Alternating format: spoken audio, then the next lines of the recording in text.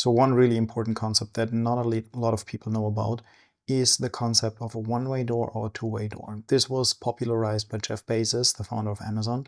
And basically what he's saying is that we all know the doors that when you go through them, they lock behind you and suddenly you cannot come back into the building, right? And then maybe you cannot get back at all, or you have to walk around the whole building to get back in.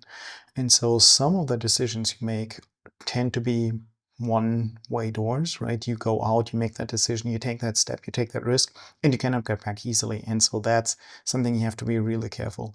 But if the decision you're trying to make is actually a two-way door, you can easily just, pull down the handle and go back inside, then of course it's not that big of a deal and you can just try it out and see what's happening, right? And so in this case, he argues you should be much more tolerant of risk and try it because the risk isn't actually that big.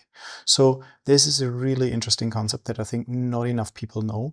And there's one more thing to it, and that is if you can actually spot situations, problems, decisions switching from one-way doors to two-way doors, this is actually a superpower if you are dabbling in strategy, because then you can really, if you're able to notice it, then you really have a lot of new moves. I'll give you an example of where this is happening right now. So one could argue that software architecture used to be a one-way door, right? At the beginning of a software project, you had to decide on the architecture. Yes, some things were still malleable afterwards, but in general, once you have set the architecture into place, it is not easy to changing it afterwards, and it's not easy as easy as just going back into the building and then like taking another door. However, with AI influencing how software is developed, it actually becomes a lot easier. I'm not saying it becomes easy, but especially in the early stages, you can actually just go back and say, hey, we took a wrong turn here.